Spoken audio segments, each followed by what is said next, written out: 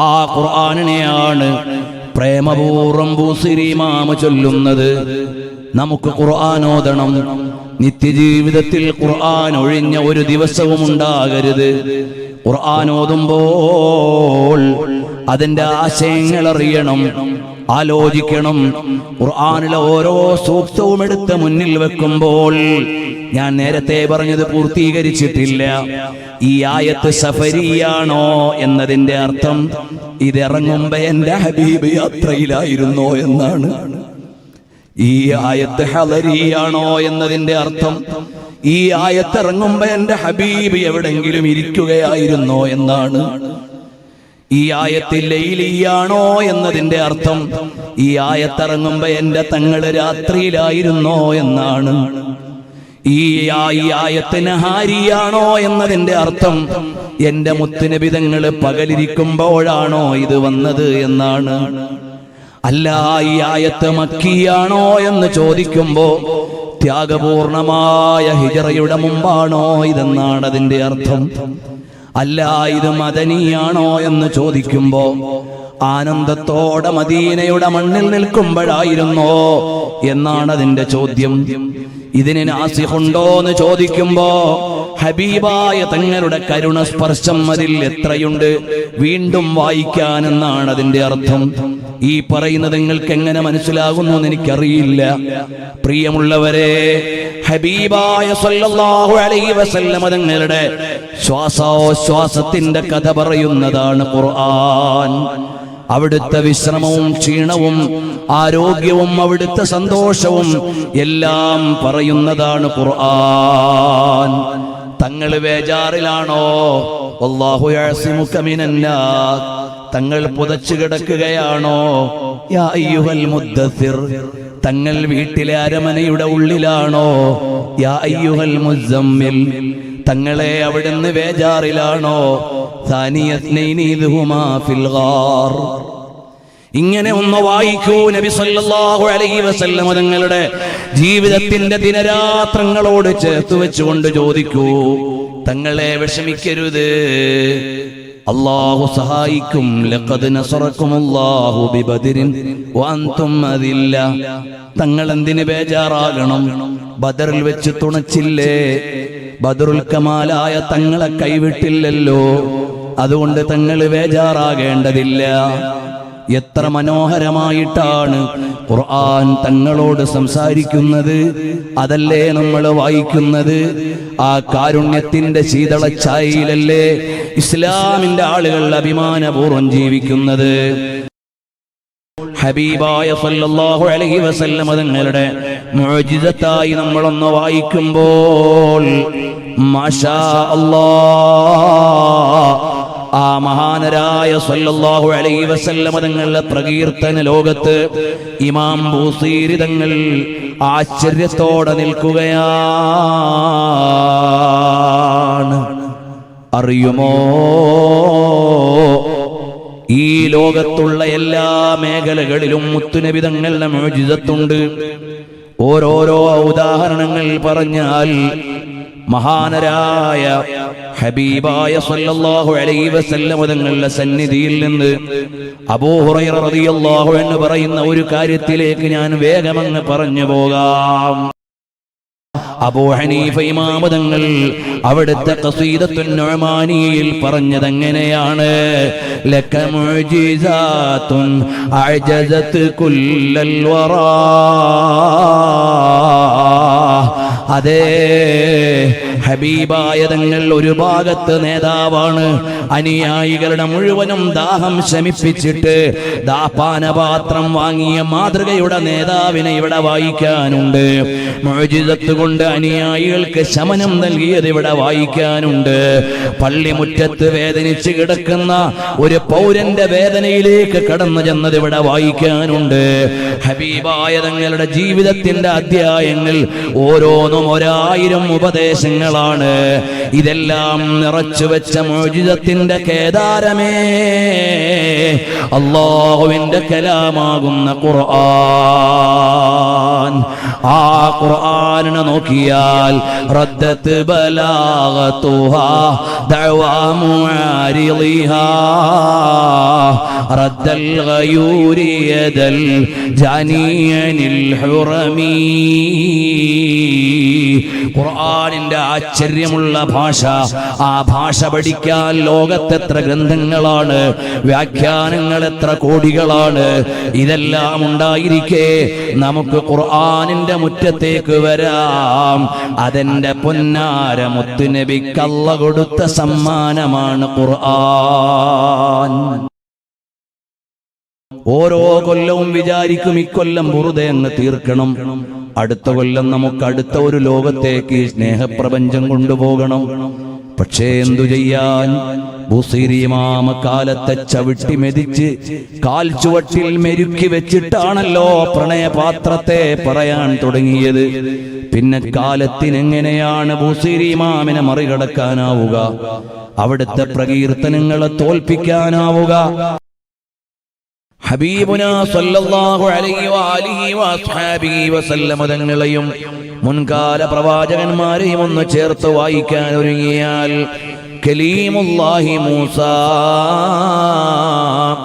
അലൈഹിസ്സലാമിന് അല്ലാഹു സുബ്ഹാനഹു വ തആല ജലസ്രോതസ്സുകളെ തുറന്ന് പിളർത്തി കൊടുക്കുകയാണ്. സമുദ്രം രണ്ടാക്കി പിളർന്നു കൊടുക്കുന്നു കടന്നു പോകാൻ. മഹാനരായ മൂസ അലൈഹിസ്സലാം കടന്നു പോകുന്നു.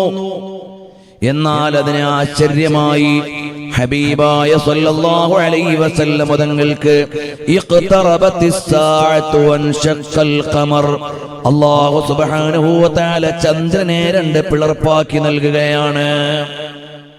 ചന്ദ്രനെ രണ്ട് പിളർപ്പാക്കി നൽകുകയാണ്. ഇതിലേതാണ് ഏറ്റവും കൂടുതൽ ആശ്ചര്യം? സാധാരണയിൽ ജലസ്രോതസ്സുകൾ മാറിയൊഴുകാം, ഇടയിലൂടെ ചെറിയ തുരുത്തുകൾ ഉണ്ടാകാം. അതേ സമയത്ത് ഏറെ ആശ്ചര്യമായി കാണാനാവുന്നത് അഖ്സംതു ബിൽ ഖമരിൽ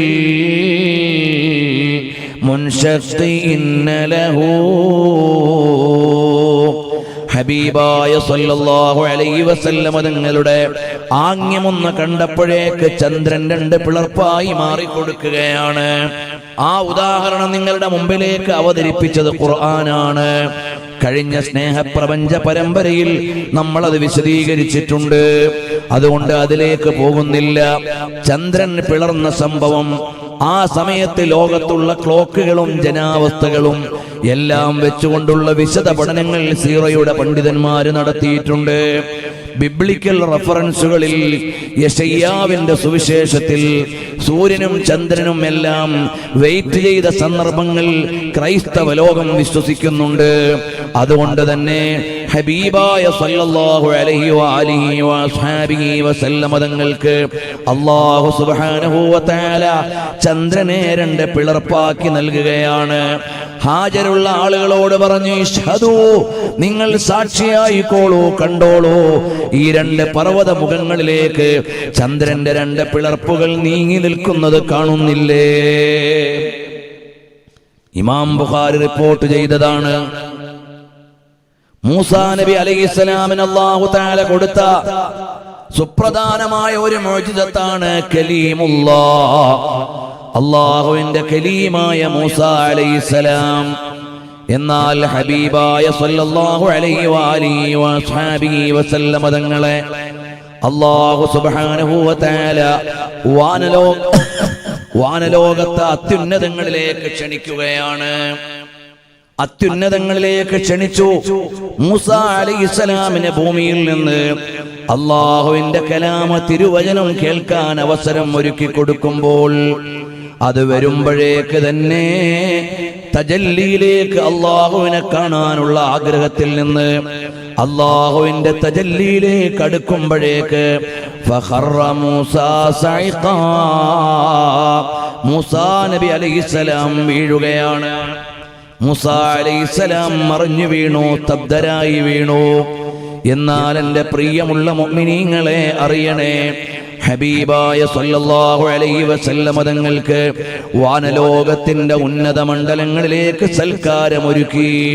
വഹുവ ബിൽ ഉഫുഖിൽ അഅലാ, അത്യുന്നത മണ്ഡലങ്ങളിലേക്ക് നബി സല്ലല്ലാഹു അലൈഹി വസല്ലം തങ്ങളെത്തി.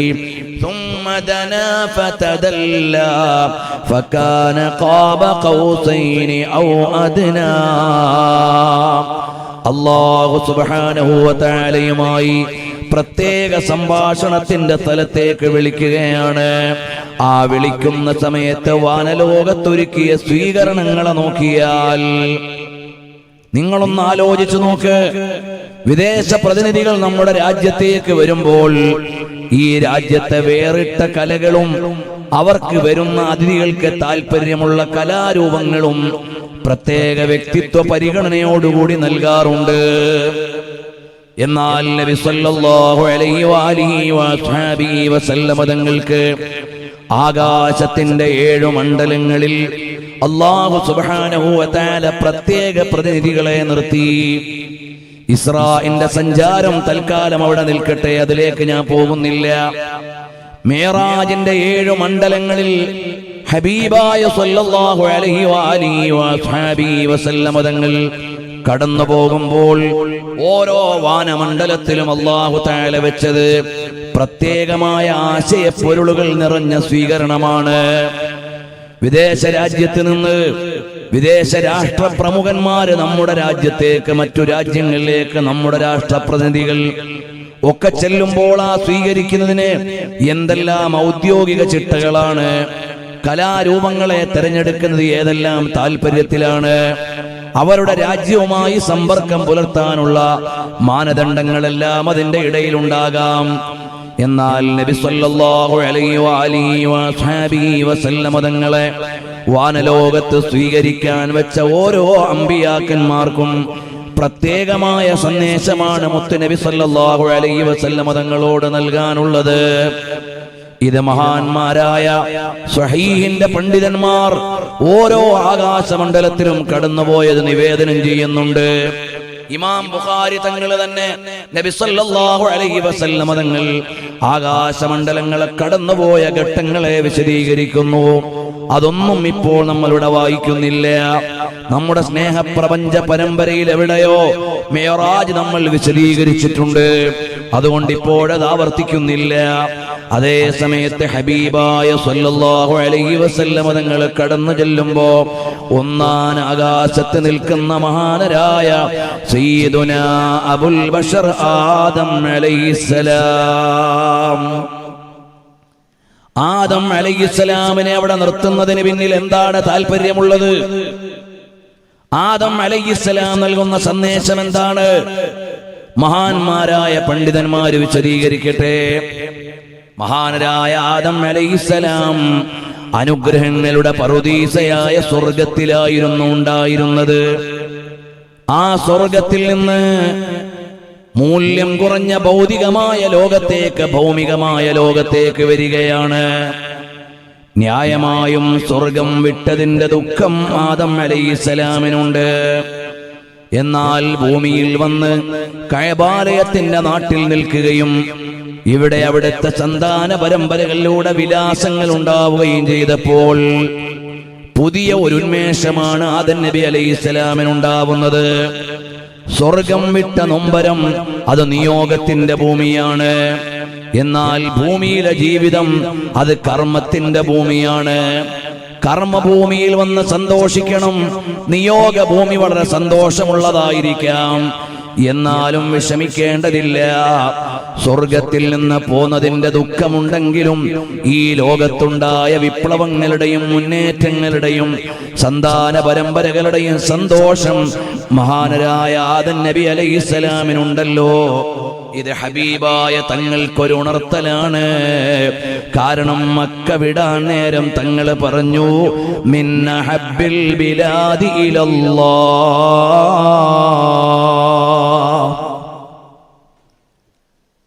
അല്ലാഹുവിന് ഏറ്റവും ഇഷ്ടപ്പെട്ട നാട്ടിൽ നിന്ന് ഞാൻ പോവാൻ പോവാണ്.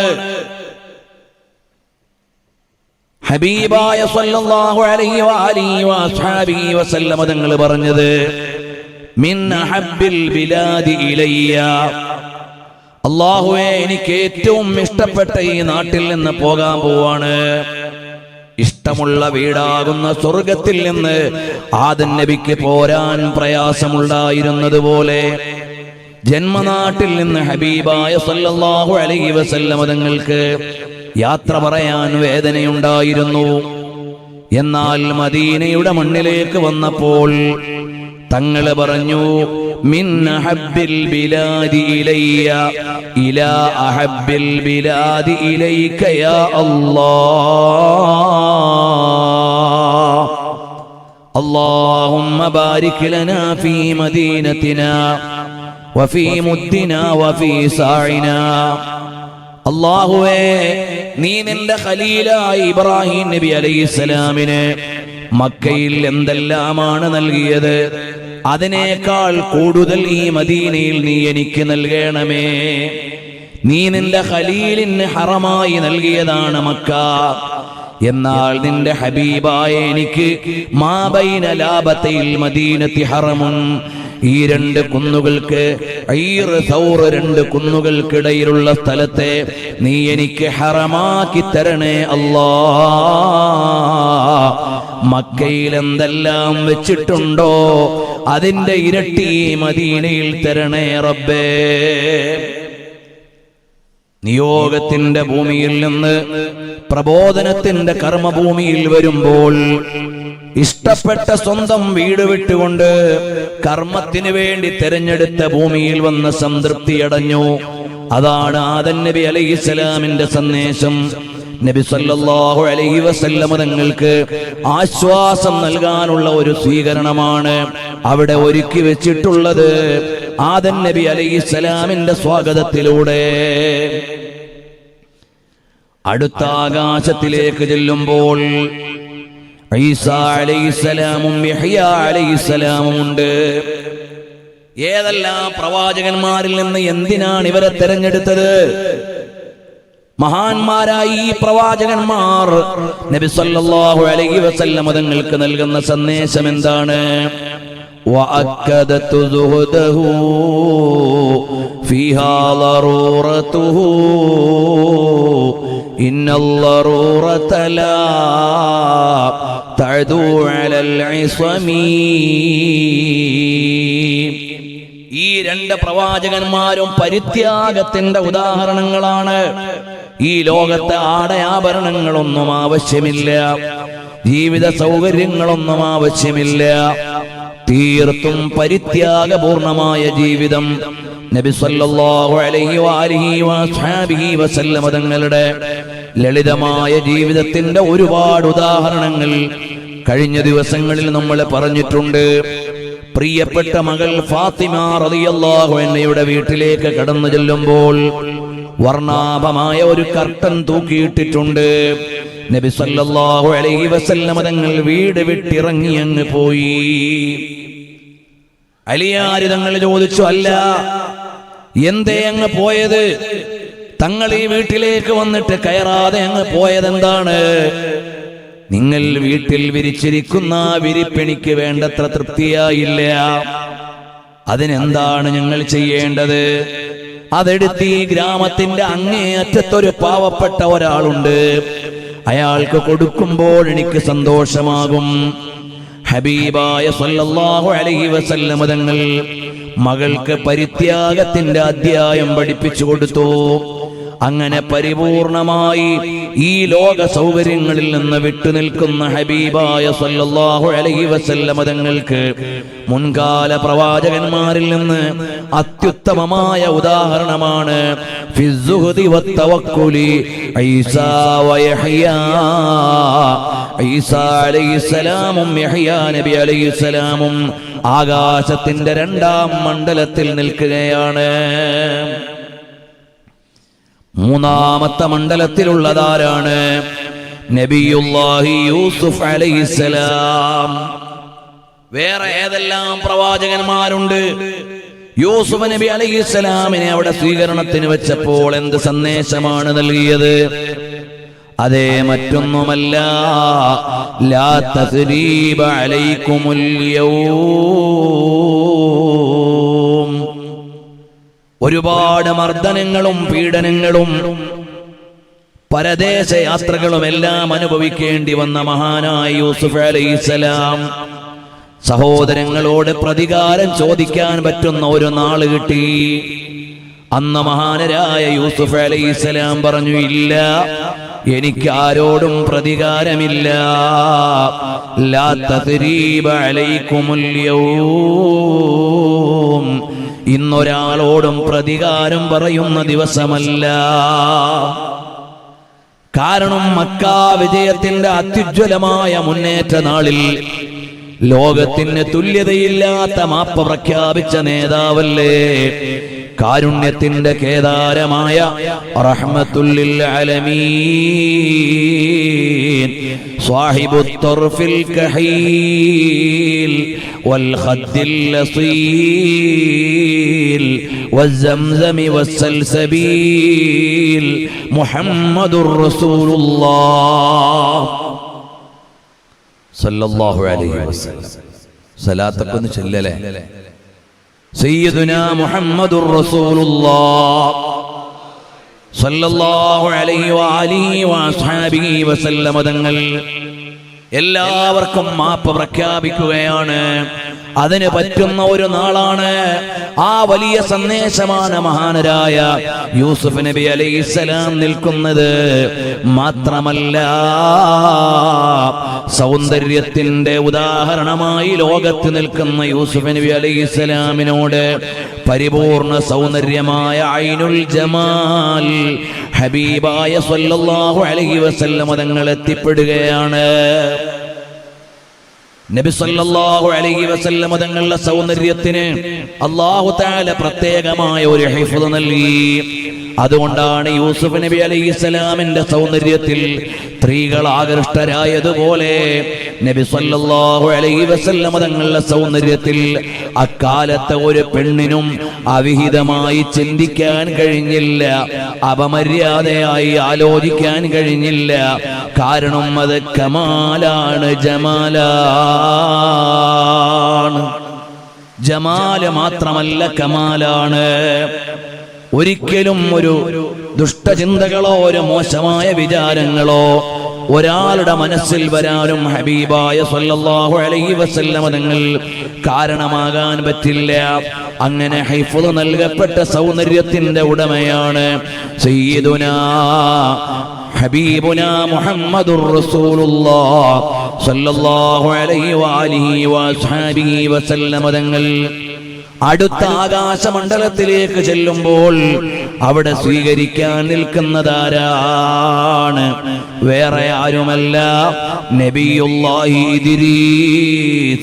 ഇദ്രീസ് നബി അലൈഹിസ്സലാമാണ്. എന്താണ് ഇദ്രീസ് നബി അലൈഹിസ്സലാമിന്റെ പ്രത്യേക സന്ദേശം? കസറത്തുദ് ദർസി വൽ ഉലൂം. പരിജ്ഞാനത്തിന്റെയും വൈജ്ഞാനിക ചർച്ചകളുടെയും നേതാവായ നബിയാണ്. ഹബീബായ സ്വല്ലല്ലാഹു അലൈഹി വസല്ലം തങ്ങളോ വഅല്ലമക മാ ലം തകുൻ തഅലം വകാന ഫദ്ലുല്ലാഹി അലൈക അദീമാ വലം യുദാനൂഹു ഫീ ഇൽമിൻ വലാ കറമീ.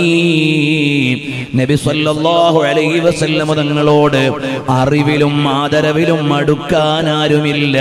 വിജ്ഞാനത്തിന്റെ പ്രതീകമായ അതേ ഹബീബായ സല്ലല്ലാഹു അലൈഹി വസല്ലം തങ്ങൾക്ക് വൈജ്ഞാനികമായ സ്വീകരണം നൽകാനുള്ള നബിയാണ് ഇദ്രീസ് അലൈഹിസ്സലാം. അതാണ് വിദേശ രാജ്യത്തിന്റെ ഒരു പ്രതിനിധി വരുമ്പോൾ ഒരു ഭാഗത്ത് കലാകാരന്മാർ, ഒരു ഭാഗത്ത് സാഹിത്യകാരന്മാർ, മറുഭാഗത്ത് പണ്ഡിതന്മാർ, വേറൊരു ഭാഗത്ത് വ്യത്യസ്തങ്ങളായ ആവിഷ്കാരങ്ങൾക്ക് കഴിവുള്ളവർ എന്നിവരെ വിളിച്ചു നിർത്തുന്നത് പോലെ അല്ലാഹു തആല ആകാശമണ്ഡലങ്ങളിൽ വ്യത്യസ്തങ്ങളായ മേന്മകളുടെ അടിസ്ഥാനത്തിൽ അമ്പിയാക്കന്മാരെ നിർത്തിയിരിക്കുകയാണ്. അങ്ങനെ വരുമ്പോഴാണ് ഹബീബായ സല്ലല്ലാഹു അലൈഹി വസല്ലം തങ്ങൾ യത്ലു അലൈഹിം ആയാതിഹി വയുസക്കീഹിം വയുഅല്ലിമുഹുൽ കിതാബ വൽ ഹിക്മ, ലോകത്തിന് മുഴുവനും പരിജ്ഞാനങ്ങൾ പറഞ്ഞു കൊടുക്കുന്ന, തത്വജ്ഞാനങ്ങൾ പങ്കുവെച്ചു കൊടുക്കുന്ന ഹബീബായ സല്ലല്ലാഹു അലൈഹി വസല്ലം തങ്ങൾക്ക് ഒരു വൈജ്ഞാനിക സ്വീകരണത്തിന്റെ പ്രതിനിധിയാണ് നബിയുല്ലാഹി ഇദ്രീസ് അലൈഹിസ്സലാം. ഇനിയോ അടുത്ത ആകാശമണ്ഡലത്തിലേക്ക് വരാം. 5ാം സ്ഫിയറിൽ കാത്തു നിൽക്കുന്നതാരാണ്? വേറെ ആരുമല്ല, നബിയുല്ലാഹി ഹാറൂൻ അലൈഹിസ്സലാം. ഹാറൂൻ നബി അലൈഹിസ്സലാമിന്റെ വിശേഷം എന്താണ്? ഇമാമുൽ മസ്ജിദി വ മുസ്ലിഹുൻ നാസ്. മഹാനരായ മൂസ അലൈഹിസ്സലാം ഏൽപ്പിച്ചിട്ട് പോയ ഇമാമാണ്. ജനങ്ങൾക്കിടയിൽ അഭിപ്രായാന്തരങ്ങൾ ഉണ്ടാകരുതെന്ന് കണിച്ചത് കാണിച്ച മഹാനാണ്. നല്ല മനോഹരമായ സംഭാഷണത്തിന്റെ ഉടമയാണ് മഹാനരായ ഹാറൂൻ അലൈഹിസ്സലാം. പ്രവാചകന്മാരിലെ പ്രഭാഷകനാണ്. ആ ഹാറൂൻ നബി അലൈഹിസ്സലാം നിൽക്കുമ്പോൾ നബി സല്ലല്ലാഹു അലൈഹി വസല്ലം തങ്ങളുടെ ഓരോ സംഭാഷണങ്ങളെ കുറിച്ചും നിവേദനങ്ങൾ എങ്ങനെയാണുള്ളത്? കഅന്ന അലാ റൂസിഹിമുത് ത്വയ്ർ, തലയുടെ മേലെ ഇരിക്കുന്ന ഒരു പറവ ഇളകരുതെന്ന് കരുതി ശ്രദ്ധയോടെ ഇരിക്കും പോലെയാണ് നബി സല്ലല്ലാഹു അലൈഹി വസല്ലം തങ്ങളുടെ സദസ്സിനെ മഹാന്മാരായ സ്വഹാബത്ത് ശ്രദ്ധിച്ചിട്ടുണ്ടായിരുന്നത്. അപ്പോൾ കൃത്യമായ വാചക പ്രയോഗത്തിലൂടെ കണിശമായ സംസാരം നടത്തിയ ഹബീബായ സല്ലല്ലാഹു അലൈഹി വസല്ലം തങ്ങളെ സ്വീകരിക്കാൻ പ്രഭാഷകനായ പ്രവാചകൻ ഹാറൂൻ അലൈഹിസ്സലാം. നബി സല്ലല്ലാഹു അലൈഹി വസല്ലം തങ്ങളുടെ അറഫ പ്രഭാഷണം എന്നും പുതുമയോടുകൂടി ചർച്ച ചെയ്യുകയാണ്. ഇന്നും അതിനെക്കുറിച്ച് പുസ്തകങ്ങൾ വേറെ വേറെ വരുന്നു. ലോകം മുഴുവൻ ആവർത്തിച്ച് പ്രഖ്യാപിക്കുന്നു. മനുഷ്യാവകാശ പ്രഖ്യാപനങ്ങൾ ലോകത്തെ മനുഷ്യാവകാശ സംഘടനകൾ നടത്തുന്നതിന് മുമ്പ് അടിസ്ഥാനപരമായി മനുഷ്യാവകാശ മൂല്യങ്ങളെ പ്രഖ്യാപിച്ച റസൂലുള്ളാഹ് സ്വല്ലല്ലാഹു അലൈഹി വഅലിഹി വസഹബിഹി വസല്ലമ തങ്ങളാണ്. ആ തങ്ങളുടെ പ്രസംഗമോ തുല്യതയില്ലാത്ത പ്രസംഗമാണ്. അവിടുത്തെ ഓരോ ഖുതുബകളും ഒരു സമുദായത്തെ അല്ല, ലോകത്തെ മുഴുവനും മാറ്റുകയായിരുന്നു. 1.25 ലക്ഷം വരുന്ന സ്വഹാബത്തിനോട് ഒരു 5 മിനിറ്റത്തെ പ്രസംഗം കൊണ്ട് ലോകത്തിന്റെ ഭൂഖണ്ഡങ്ങളിലേക്ക് മുഴുവനും ആളെ എത്തിച്ച ഒരു പ്രഭാഷകനെ വേറെ ആരെയാണ് കാണാനുള്ളത്? കഴിഞ്ഞ ദിവസം നമ്മൾ ഉദ്ധരിച്ചു പോയി, ഇവിടെയുള്ളവർ ഇല്ലാത്തവർക്ക് എത്തിച്ചു കൊടുക്കണമെന്നൊരാഹ്വാനം. അത് കേട്ടപ്പോഴേക്ക് സ്വഹാബികൾ അവരുടെ വാഹനം ഏതു ദിക്കിലേക്കാണോ തിരിഞ്ഞു നിന്നത് അവിടേക്കങ്ങ് പോയി. ഒരു പ്രസംഗത്തിനുണ്ടോ ഇത്രയും വലിയ സ്വാധീനം? ഒരു സംഭാഷണത്തിനുണ്ടോ ഇത്രയും വലിയ ശക്തി? അവരെ എല്ലാം വിട്ടുകൊണ്ട് ഒരു ഗ്രാമത്തിൽ നിന്ന് മറ്റൊരു ഗ്രാമത്തിലേക്കല്ല, ഒരു രാജ്യത്ത് നിന്ന് മറ്റൊരു രാജ്യത്തേക്കല്ല, ഭൂഖണ്ഡങ്ങൾ കടന്നുകൊണ്ട് വന്നുപോയി. അങ്ങനെയാണ് സഅദ് ബിൻ അബീ വഖാസ് റളിയല്ലാഹു അൻഹു യോങ്ഷോയിലെത്തിയത്. അങ്ങനെയാണ് മഹാനായ അബൂ അയ്യൂബ് അൽ അൻസാരി തങ്ങൾ ഇസ്താംബൂളിലെത്തിയത്.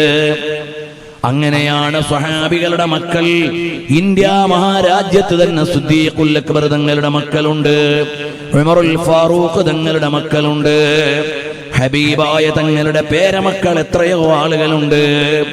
അവരെല്ലാവരും നമ്മുടെ രാജ്യത്തേക്ക്, ലോകത്തിന്റെ ദേശങ്ങളിലേക്ക് മുഴുവനും വ്യത്യസ്ത ദേശങ്ങളിലേക്ക് എത്തിപ്പെട്ടത് നബി സല്ലല്ലാഹു അലൈഹി വസല്ലം തങ്ങളുടെ ഒരു പ്രസംഗത്തിന്റെ ശക്തിയാണ്, ഒരു പ്രഖ്യാപനത്തിന്റെ ഊർജമാണ്.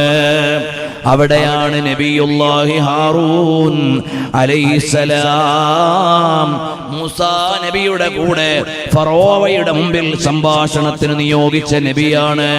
ഹബീബായ സല്ലല്ലാഹു അലൈഹി വസല്ലം തങ്ങളെ സ്വീകരിക്കാൻ വന്നു നിൽക്കുന്നു. ഇനിയോ ആറാമത്തെ ആകാശമണ്ഡലത്തിൽ ആരാണുള്ളത്? കലീമുല്ലാഹി മൂസ അലൈഹിസ്സലാമാണ്. ആ മൂസാ നബി അലൈഹിസ്സലാമിന്റെ വിശേഷങ്ങൾ എത്രയാണ്? സ്വാഹിബുശ്ശരീഅ, വ്യവസ്ഥാപിതമായ ശരീഅത്ത് അവതരിപ്പിച്ച പ്രവാചകരാണ്. ഹിജ്റ പോയ പ്രവാചകനാണ്. പ്രതിസന്ധികൾ അതിജീവിച്ച പ്രവാചകരാണ്. ശത്രുപാളയത്തിന്റെ നടുവിലൂടെ കടന്ന് പരദേശത്തേക്ക് പോയ പ്രവാചകരാണ്. സ്വയം ദൈവമാണെന്ന് വാദിച്ച ദുഷ്ടശക്തികളെ പരാജയപ്പെടുത്തിയ പ്രവാചകരാണ്. മൂസാ അലൈഹിസ്സലാം ഏറെ വിശേഷണങ്ങളുള്ള നബിയാണ്. മാത്രമല്ല നബി സല്ലല്ലാഹു അലൈഹി വസല്ലം തങ്ങൾക്ക് നിസ്കാരത്തിന്റെ കൽപ്പന വന്നപ്പോൾ മൂസാ നബി അലൈഹിസ്സലാം ഇടപെട്ടത് പ്രാക്ടിക്കലായി ഒരു ജനതയെ നയിച്ചതിന്റെ എക്സ്പീരിയൻസ് വെച്ചുകൊണ്ടായിരുന്നു എന്ന് ഹദീസ് വ്യാഖ്യാതാക്കൾ നമ്മളോട് പറഞ്ഞു തന്നില്ലേ? സ്വാഹിബുശ്ശരീഅ. അങ്ങനെയുള്ള മൂസാ നബി അലൈഹിസ്സലാം ആറാൻ ആകാശമണ്ഡലത്തിൽ കാത്തുനിന്നു.